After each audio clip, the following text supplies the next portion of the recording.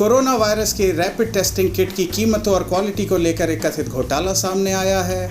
Reserve bank ने अरबपतियों के हजारों करोड़ के लोन बट्टे खाते में डाल दिए हैं वसूली नहीं करने के लिए। लेकिन हम आज बात करेंगे लॉकडाउन के ख़त्म होने के बाद मजदूरों, छात्रों और अन्य लोगों को वापस उनके राज्यों को भेजे जाने के लिए जारी की गई गृह मंत्रालय की नई गाइडलाइन के बारे में।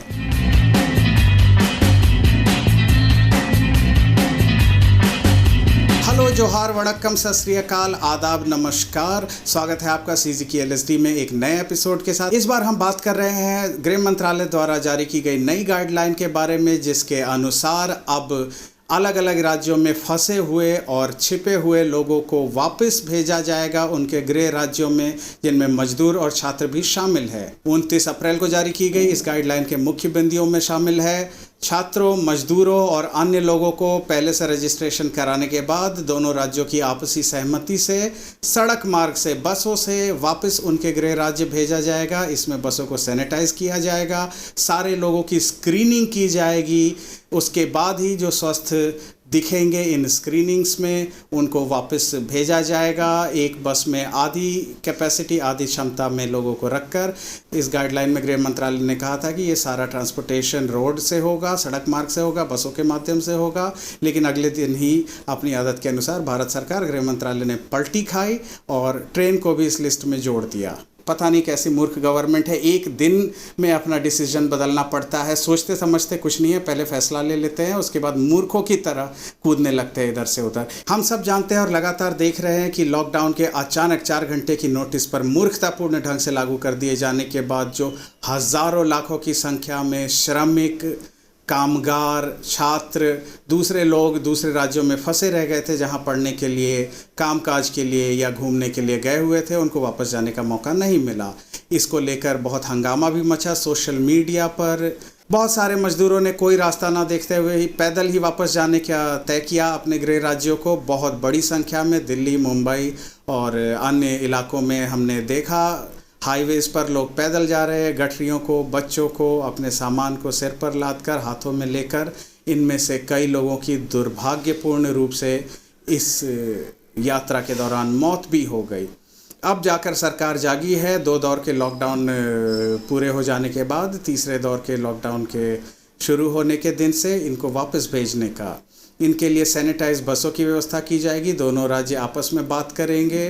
जिस राज्य में लोगों को वापस जाना है वहाँ पर नोडल अधिकारी बनाए जाएंगे और वो इस सारी चीज़ों को कोऑर्डिनेट करेंगे। बहुत सारे लोग खुश हैं, तालियां बजा रहे हैं। इवन मोदी विरोधी, सरकार विरोधी लोग भी, सरकार विरोधी दलों के लोग भी इस बात से खुशी जाहिर कर रहे हैं कि फाइनली मजदूरों को वापस जाने का मौका मिलेगा। लेकिन हम CGKLSD पर इसका भरपूर और ज़ोरदार विरोध करते हैं। मैं आपको बताता हूं क्यों। Indian council for medical research ICMR के वरिष्ठ वैज्ञानिक डॉक्टर R गंगाखेड़कर ने कुछ दिन पहले एक बयान दिया था, जो कि मीडिया और सोशल मीडिया पर बहुत प्रचारित हुआ था, कि भारत में अब तक पाए गए कोरोना संक्रमित लोगों में से लगभग 80% लोगों में या तो कोरोना के लक्षण नहीं मिले हैं या बहुत ही मामूली लक्षण मिले हैं। हालांकि 80% का आंकड़ा हमारे हिसाब से अभी भी सही नहीं है, क्योंकि भारत में टेस्टिंग बहुत कम हुई है। बट जो भी टेस्टिंग हुई है उसका अवेलेबल डेटा कहता है कि 80% लोगों में सिम्टम्स नहीं मिले हैं। यह है हमारा पहला पॉइंट इस विरोध का। दूसरा पॉइंट, बसों को सैनिटाइज करके और उसमें फिजिकल डिस्टेंसिंग का पालन करते हुए लोगों को बिठाया जाएगा और फिर लंबे सफ़र पर जाएंगे वो लोग, 10, 20, 30 पता नहीं कितने घंटे। एक सिंपल सवाल है मेरा, बसों को आपने सैनिटाइज कर दिया सफ़र शुरू होने से पहले, इसके बाद बहुत सारे लोग उसमें बैठ गए जिनमें कोरोना के सिम्टम नहीं है। स्क्रीनिंग आप करेंगे, लेकिन जब तक सिम्टम नहीं है तब तक स्क्रीनिंग में कुछ नहीं आएगा, क्योंकि स्क्रीनिंग में बेसिकली आप टेम्परेचर और लक्षण देखते हैं, कोरोना वायरस का टेस्ट नहीं करते। एनीवेज, तो इन बसों में जो लोग सफ़र करेंगे, स्क्रीनिंग करने के बाद सैनिटाइज की हुई इन बसों और ट्रेनों में, अगर सही तरह से सैनिटाइज किया गया तो इन बसों और ट्रेनों में पहले से मौजूद बैक्टीरिया और वायरस मारे जाएंगे।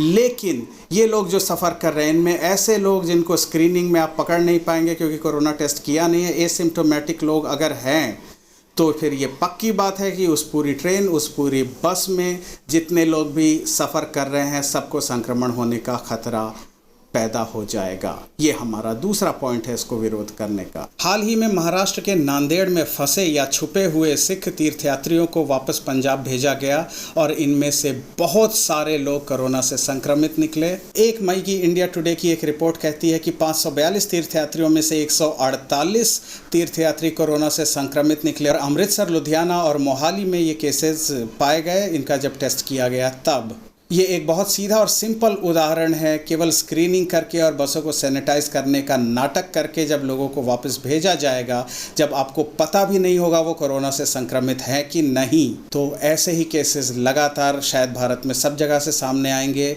मैं चेतावनी देना चाहता हूँ भारत सरकार को और राज्य सरकारों को, इस तरह की मूर्खता, इस तरह के बड़े पैमाने पर लोगों को वापस बुलाने से आप आग से खेल रहे हैं। पूरे भारत में भयानक रूप से कोरोना के फैलने का खतरा बढ़ सकता है। इसका ये कतई मतलब नहीं है कि हम विरोधी हैं मजदूरों और छात्रों को वापस उनके गृह राज्य भेजे जाने के। हमारा बार बार लगातार और इस बार भी सिर्फ यही कहना है कि टेस्ट करो, ड्रामा बंद करो, बकचोदी बंद करो, टेस्ट करो। एक एक वापस भेजे जाने वाले व्यक्ति को पहले टेस्ट करो कोरोना का, पॉजिटिव जो नहीं है उसको वापस भेजो, जो पॉजिटिव है उसको क्वारंटाइन में भेजो। पर मैं तो भूल ही गया था, आपने घटिया टेस्ट किट मंगा ली, टेस्टिंग की किट आपके पास अवेलेबल भी नहीं है। क्या ड्रामेबाजी है। छोटे छोटे देश, भारत से गरीब देश बड़े पैमाने पर टेस्टिंग कर रहे हैं और यहाँ पर सिर्फ नाटक, सिर्फ मुँहचोदी। हमें बड़ी खुशी होती है आज के एपिसोड में बिहार के मुख्यमंत्री नीतीश कुमार की तारीफ करने में, जो बार बार कह रहे हैं कि प्रवासी मजदूरों और छात्रों को वापस लाने से कोरोना संकट के बड़े पैमाने पर फैलने का खतरा हो सकता है और ये लॉकडाउन के नियमों का उल्लंघन है अगर उनकी सरकार के सहयोगी दल के एक एमएलए अनिल सिंह के बेटे को वापस लाने के लिए कोटा से स्पेशल पास जारी नहीं किया गया होता।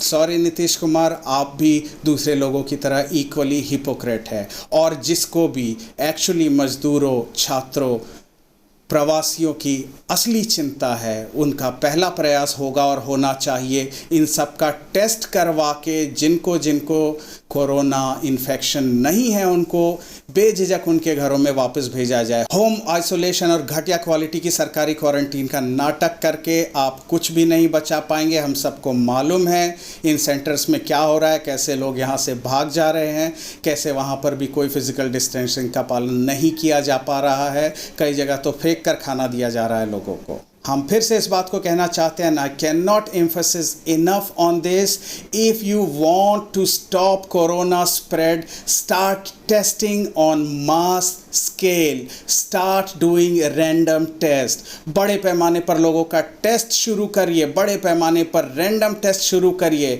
इसके अलावा जो कुछ भी आप कर रहे हैं वो ड्रामा है। हम में से बहुत सारे लोग मानते हैं, इनमें मैं भी शामिल था, जो ये सोचता था कि ये सरकार मूर्ख है, बट अब मैं पूरी तरह से विश्वस्त हूँ कि ये सरकार मूर्ख नहीं, डेढ़ होशियार है, जानबूझकर लोगों को खतरे में डाल रही है क्योंकि ये लोग गरीब लोग हैं। और जाते जाते एक दूसरे टॉपिक पर एक छोटी सी बात। आज हवाई जहाज़ों को उड़ाया गया है भारत भर में और हेलीकॉप्टरों से फूल बरसाए गए हैं मेडिकल स्टाफ, फ्रंटलाइन वर्करों के साथ सॉलिडेरिटी दिखाने के लिए। इतना घटिया नकल अमेरिका का बंद करो बे। अमेरिका में जहाज़ उड़े, तुमको भी जहाज़ उड़ाना है। इस जहाज़ उड़ाने की कॉस्ट क्या थी वो भी बताओगे क्या? किस बात की सॉलिडेरिटी? डॉक्टरों को पीपीई किट नहीं मिल रहा है, डॉक्टर मर रहे हैं, इन्फेक्ट हो रहे हैं इनसे। किसको मूर्ख बनाते हो तुम लोग? और अमेरिका की इतनी भद्दी नकल, छी, शर्म नहीं आती तुम लोगों को? डूब मरो भारत सरकार, भारत की सेना इस घटिया मूर्खतापूर्ण प्रपंच करने के लिए।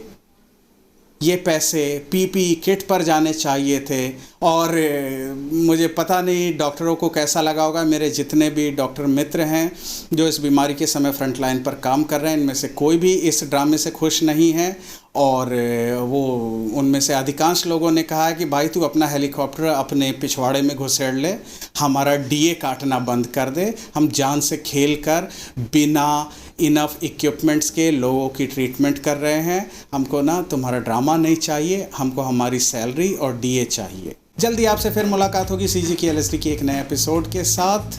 अगर आपको हमारा ये चैनल पसंद आ रहा है तो लाइक शेयर और सब्सक्राइब करिएगा प्लीज़।